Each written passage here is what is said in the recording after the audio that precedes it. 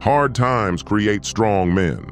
Strong men create good times. Good times create weak men. Weak men create hard times. This was first mentioned by Plato in Republic and has been a truth ever since.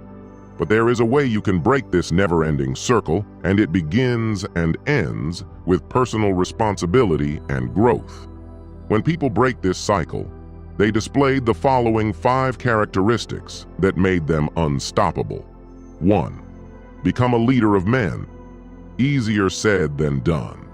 To become a leader of men, you need to have a strong conviction for a future you desire. Men follow strong men, not weak-minded people who are not sure about the things they speak about. When you believe in your words and actions and display that characteristic unapologetically, others will see you as a confident person. You will show them that you can and will lead them into a bright future, elevating and pushing them to a higher standard. A leader of men makes things happen, and there are no obstacles on the way that can stop him and the people he leads. This characteristic helped me unify and lead my local office through many hardships, and we ended up victorious at the end. The path was difficult, but the vision of the future and the certainty that we would prevail at the end made us unstoppable in the pursuit of success. 2. The biggest strength comes from the deepest pain. Being unstoppable means looking into the eyes of death and failure itself and giving it the "you can't stop me" look while you go through hardships and challenges. Great strength doesn't come from avoidance of pain. It comes from dealing with pain and having it beat us to the ground. This is a lesson we must take and rise stronger than ever, punching back everything that stands in our way.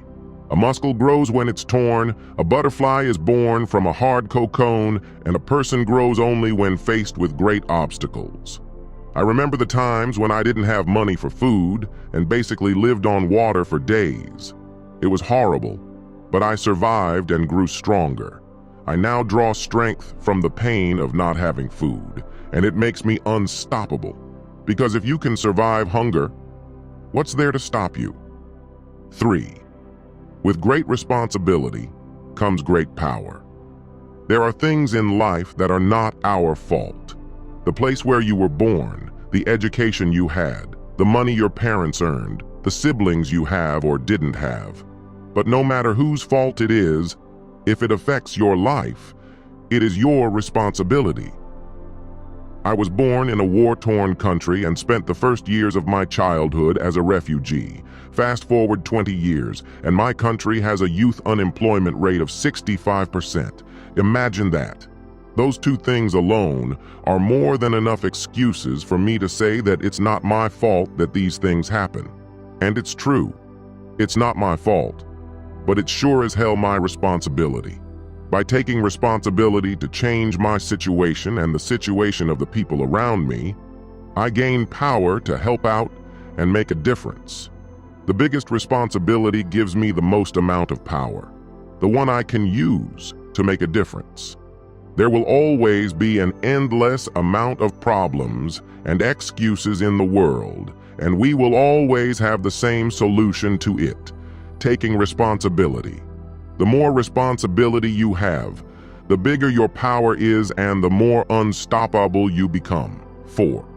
Ability to reframe reality. Don't be sad, be happy. When you get to an operating table, you can either have a 10% chance of dying or 90% chance of living. Shakespeare said a long time ago that nothing is good or bad, thinking makes it so.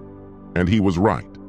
There are certain problems in life that come as a blessing in disguise, and if we can spot them when they happen, they can alter the way we live our lives.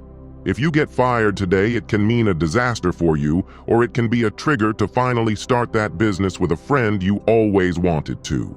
When problems hit you in the face, and they will, the ability to see the silver lining in them and reframe them in your advantage will be crucial.